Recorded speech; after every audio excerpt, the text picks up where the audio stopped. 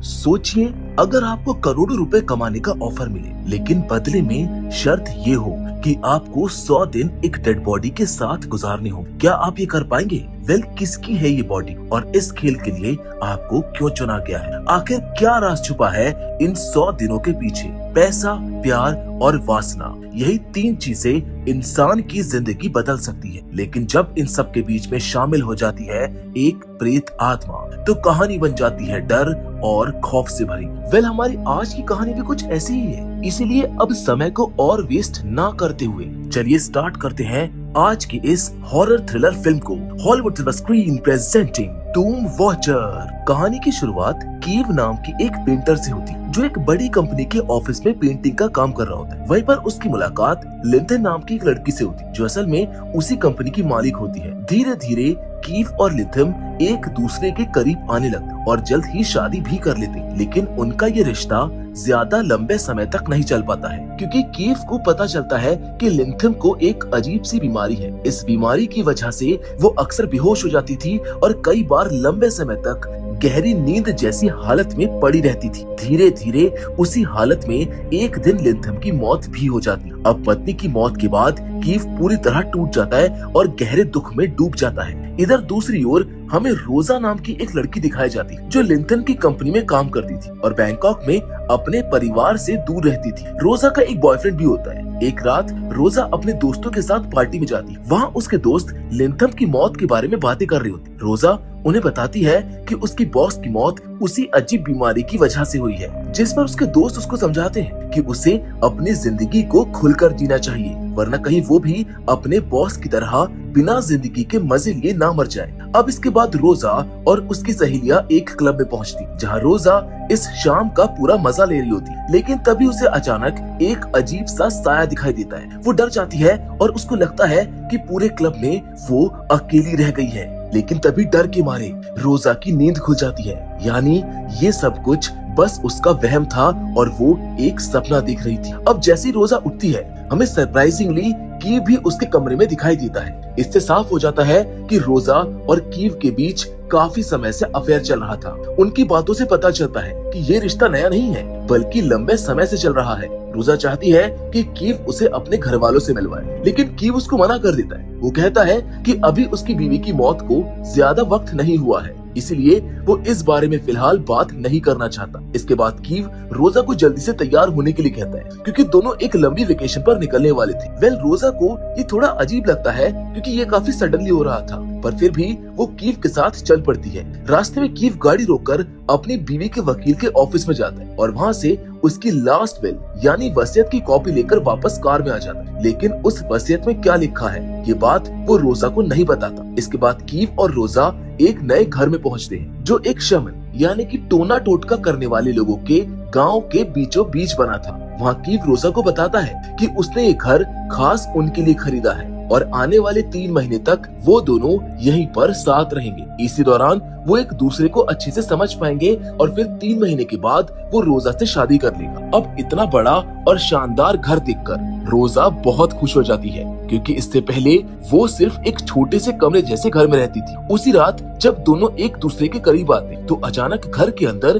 किसी अजीब ताकत की मौजूदगी का उन्हें एहसास होता है। इधर रोजा और कीव का रोमांटिक पल खत्म होने के बाद रोजा नहाने के लिए जाती, लेकिन वहाँ पर उसके साथ कुछ ऐसा होता है जिससे वो काफी डर जाती है। हालांकि रोजा इस बात का जिक्र कीव से नहीं करती है। रात के बीच में जब रोजा की नींद खुलती है, तब वो देखती है कि कीव उसके पास नहीं है। वो परेशान होकर उसको ढूंढती है। जहाँ आसपास घूमते हुए वो एक कमरे को देखती है और जैसे ही वो उस कमरे के अंदर जाती है, सामने का नजारा देखकर वो पूरी तरह घबरा जाती है। उसके सामने एक खास बॉक्स में कीव की पत्नी की प्रिजर्व की हुई डेड बॉडी रखी हुई थी। कीव उसी कमरे में बैठकर उसकी देखभाल कर रहा था। ये सब देखकर रोजा को बहुत गुस्सा आता है और वो कीव से पूछती है कि उसने इतनी बड़ी सच्चाई उससे क्यों छुपाई।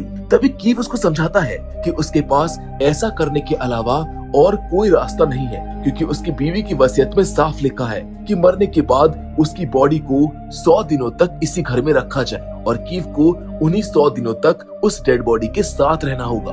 अगर वो शर्त पूरी कर लेता है तो उसकी बीवी की सारी प्रॉपर्टी उसी के नाम हो जाएगी, लेकिन अगर वो ऐसा करने में नाकाम रहता है तो उसे एक पैसा भी नहीं मिलेगा। कीव रोजा को मनाते हुए कहता है कि वो ये सब सिर्फ उनके भविष्य के लिए कर रहा है, ताकि आगे चलकर ये दोनों ऐशो आराम की जिंदगी जी सके। साथ ही में वो रोजा से मदद भी मांगता है, क्योंकि इतने बड़े और सुनसान घर में वो अकेला इस डेड बॉडी के साथ नहीं रह सकता। ये सब सुनकर रोजा भी उसकी मदद के लिए तैयार हो जाती, लेकिन असल में कीव ने रोजा को वसीयत का पूरा सच नहीं बताया था। उस वसीयत में एक और शर्त थी, जिसके बारे में हमें आगे पता चलेगा। इसके बाद कहानी फ्लैशबैक में जाती है। यहाँ पर हमको दिखाया जाता है कि लिंथम को बहुत पहले ही रोजा और कीव के अफेयर के बारे में पता चल चुका था। इसी वजह से लिंथम और कीव के बीच काफी झगड़े भी होते थे, लेकिन कीव अपनी बेवफाई का इल्जाम लिंथम पर ही लगाता था। वो कहता है कि लिंथम हमेशा अपने काम में बिजी रहती थी, जिसके कारण उनके रिश्ते में दूरी आ गई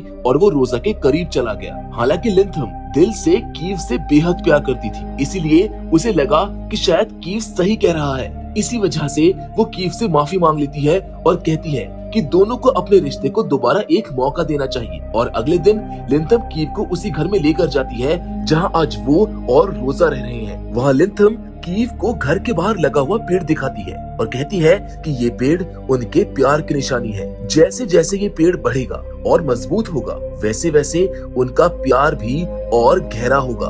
अब इसके बाद कहानी दोबारा प्रेजेंट में आती है। यहाँ कीव रोजा से कहता है कि आज वो दोनों घूमने बाहर जाएंगे, इसीलिए जल्दी से नाश्ता तैयार कर ले। रोजा जब नाश्ता बना रही होती है, तभी पीछे से लिंथम की आत्मा आती है और चाकू से उसकी उंगलियां काटने की कोशिश करती है। रोजा इस अजीब ताकत को महसूस तो कर लेती है, लेकिन वो लिंथम को देख नहीं पाती है। तभी कीव की आवाज आने पर वो परछाई गायब हो जाती है और रोजा कुछ समझ नहीं पाती कि आखिर उसके साथ ये क्या हो रहा है। इसके बाद वो दोनों पास के पहाड़ पर घूमने निकलते हैं। वहाँ से कीव रोजा को अपने घर का नजारा दिखाता है, लेकिन रोजा को घर के सामने लगाया गया सफेद पेड़ बिल्कुल भी पसंद नहीं आता है। वो कहती है कि इस पेड़ को हटाना चाहिए, क्योंकि ये घर की खूबसूरती बिगाड़ रहा है। कीव भी उसकी बात मान जाता है और कहता है कि वो जल्द ही उस पेड़ को वहाँ से हटवा देगा। इसके बाद वो दोनों पहाड़ से नीचे लौट आते हैं। नीचे आते वक्त उन्हें घर के आसपास बने कुछ छोटे छोटे कमरे दिखाई देते हैं। रोजा जिद करके एक कमरे में चली जाती है, जहाँ पर उसे लिंथम की कई सारी पेंटिंग्स नजर आती है। शायद ये सब पेंटिंग्स कीव ने लिंथम के साथ गुजारे वक्त में बनाई थी। ये देखकर रोजा के मन में लिंथम के लिए जलन पैदा हो जाती है और वो कीव से कहती है कि वो उसकी भी पेंटिंग बनाए। लेकिन पेंटिंग बनाते वक्त कीव का ध्यान बार बार भटक जाता है और वो अनजाने में रोजा की जगह फिर से लिंथम का चेहरा बना देता है। ये देखकर रोजा नाराज हो जाती है और वहाँ से चली जाती है। उस रात जब रोजा सो रही होती है, तब फिर से लिंथम की आत्मा आकर उसको सताने लगती है। अब डर के मारे रोजा बुरी तरह घबरा जाती है, लेकिन तभी उसकी नींद खुल जाती है और उसको लगता है कि ये तो बस एक सपना था। लेकिन जैसे ही वो कीव की ओर मुड़ती है, वो कुछ ऐसा देखती है जिससे उसके होश उड़ जाते हैं। अब धीरे धीरे उसे समझ में आने लगता है कि सच में लिंथम की आत्मा उसे सताने की कोशिश कर रही है। इसी वजह से वो कीव से रिक्वेस्ट करती है कि उन दोनों को शहर वापस चले जाना चाहिए, लेकिन कीव इस बात को मानने से साफ इनकार कर देता है। यहीं पर वो रोजा को लिंथम की वसीयत का दूसरा राज बताता है। वो कहता है कि लिंथम को पहले से ही उनके रिश्ते के बारे में सब कुछ पता था, इसलिए उसने वसीयत में साफ लिखा था कि कीव को रोजा के साथ ही इस घर में 100 दिन पूरे करने होंगे। अगर वो दोनों साथ रहकर ये शर्त पूरी करेंगे, तभी उन्हें प्रॉपर्टी मिलेगी। यानी लिंथम ने ये सोच समझकर दोनों को लालच में डालकर इस घर में फंसा दिया था। उसी समय हमें लिंथम की आत्मा दोबारा दिखाई जाती है, जो अपने कमरे से इन्हें देख रही होती है। इसके बाद कहानी दोबारा फ्लैशबैक में जाती है। वहाँ लिंथम रोजा से मिलती है और उसे अपने और अपने पति की जिंदगी से दूर रहने के लिए कहती है, लेकिन रोजा उसको जवाब देती है कि वो अपने पति पर काबू रखना सीखे। अब उसी रात जब कीव घर लौटता है, तो रोजा की वजह से इन दोनों पति पत्नी में फिर से झगड़ा हो जाता है। इस बहस से लिंथम की तबीयत बिगड़ने लगती है, लेकिन रोजा के प्यार में अंधा हो चुका कीव उसकी मदद करने के बजाय उसे नजरअंदाज कर देता है और इसी वजह से लिंथम की मौत हो जाती है। अब कहानी फिर से प्रेजेंट में आती है। यहाँ पर दिखाया जाता है कि रोजा और कीव रात के नशे की हालत में डांस कर रहे होते हैं और तभी अचानक लिंथम की आत्मा फिर से रोजा पर हमला करती है और उसको घायल कर देती है। अब गुस्से और नशे में रोजा सीधा लिंथम के कमरे में पहुँचती है। वहाँ रखे बॉक्स और गैस चैम्बर को वो तोड़ देती है। हालांकि कीव बीच में आकर उसको रोकने की कोशिश करता है, लेकिन तब तक बहुत नुकसान हो चुका होता है और अब हालात पहले से ज्यादा खतरनाक होने वाले थे। अगली सुबह कीव रोजा के सर पर लगी चोट के लिए दवा लेने बाहर निकलता है। इसी बीच जब रोजा घर में अकेली होती है तो लिंथम की आत्मा फिर से उसके ऊपर हमला कर देती है। वो रोजा के पैरों को पकड़कर उसको घसीटते हुए सीढ़ियों से नीचे फेंक देती है। इसके बाद भी जब उसका गुस्सा शांत नहीं होता है तो वो रोजा के दोनों जबड़ों को जोर से दबाती है और एक ही वार में उसके दांत तक तोड़ देती है। अब रोजा जैसे तैसे खुद को बचाने की कोशिश करती है और सेल्फ डिफेंस में लिंथम पर चाकू से वार करने लगती, लेकिन अचानक उसके सामने कीव खड़ा नजर आता है। तभी रोजा को एहसास होता है कि ये सब शायद उसका भ्रम भी हो सकता है। कीव उसकी हरकत देखकर गुस्से में उसको डांटा है, जबकि रोजा बार बार उसको समझाने की कोशिश करती है कि ये सब कुछ सच में हो रहा है, मगर कीव उसकी बातों पर भरोसा नहीं करता है। अब इसी तरह कुछ दिन बीत जाते हैं। एक रात रोजा को लिंथम के कमरे से कुछ अजीब आवाजें सुनाई देती है। जब वो वहाँ पर पहुँचती है तो उसको ऐसा लगता है कि कीव लिंथम की डेड बॉडी के साथ अपनी हवस मिटा रहा है। ये देखते ही वो कीव पर भड़क उठती है, लेकिन तभी कीव उसको संभालता है और कहता है कि वो फिर से भ्रम देख रही है। इसलिए रोजा दोबारा ध्यान से देखती है और वो पाती है कि असल में कीव तो सिर्फ बॉडी को सड़ने से बचाने के लिए उसके चारों ओर बर्फ लगा रहा था। जहां अगली शाम रोजा गांव के कुछ शमन लोगों को लेकर घर के बाहर एक रिचुअल करवाने लगती। उन्हें लगता है कि अगर घर के सामने लगे पेड़ को जला दिया जाए तो शायद लिंथम की आत्मा को इस घर से हटाया जा सकता है। इसीलिए शमन वहाँ पर पूजा करता है और वो उस पेड़ को आग लगा देता है। लेकिन जैसे ही कीव को इसका पता चलता है वो तुरंत वहाँ पर पहुँचता है और सबको भगा देता है। इसी बात को लेकर रोजा और कीव में झगड़ा हो जाता है। रोजा को लगने लगता है कि कीव अब भी अपने अतीत से निकलना ही नहीं चाहता है, इसीलिए वो गुस्से में फैसला करती है कि वो कीव को छोड़कर इस डरावने घर से हमेशा के लिए चली जाएगी। हालांकि कीव उसको रोकने की कोशिश करता है और समझाता है कि उसने रोजा को पाने के लिए ही अपनी आंखों के सामने लिंथम को मरने दिया था, लेकिन अब अगर रोजा भी चली गई तो उसके पास कोई नहीं बचेगा। इसके बावजूद रोजा उसकी एक भी बात नहीं सुनती है और वहाँ से निकल जाती। उसके जाते ही दिखाया जाता है कि लिंथम की आत्मा कीव के पीछे आकर खड़ी होती है और धीरे धीरे उसे अपने कब्जे में ले लेती है। इधर आधे रास्ते पहुंचकर रोजा को अपनी गलती का एहसास होता है। उसको लगता है कि उसे कीव को अकेले छोड़कर नहीं जाना चाहिए था, इसीलिए वो वापसी का फैसला करती है। लेकिन यही उसका सबसे बड़ा गलत कदम साबित होने वाला था, क्योंकि जब रोजा घर लौटती है तो अंधेरे में उसे एक परछाई दिखाई देती है, जिसके पास जाने पर उसे समझ आता है कि ये कीव ही है जो लिंथम का गाउन पहनकर खड़ा है। और अचानक कीव दौड़कर रोजा पर हमला कर देता है। इस दौरान हमें साफ पता चलता है कि अब लिंथम की आत्मा पूरी तरह से कीव के शरीर में समा चुकी है। कीव रोजा को घायल कर देता है, लेकिन रोजा भी हिम्मत नहीं आती है। वो खुद को बचाने के लिए पलटवार करती है, जो उसके ऊपर फायर भी करती है। पर चूंकि कीव पूरी तरह से आत्मा के कब्जे में था, इसीलिए वो दोबारा उठ खड़ा होता है। मजबूर होकर रोजा घर से भागने की कोशिश करती है, पर कीव उसके पीछे पीछे दौड़ता है और हर जगह उसको सताने लगता है। आखिरकार वो रोजा को पकड़ लेता है और बुरी तरह घायल कर देता है, जिसके बाद लिंथम फिर से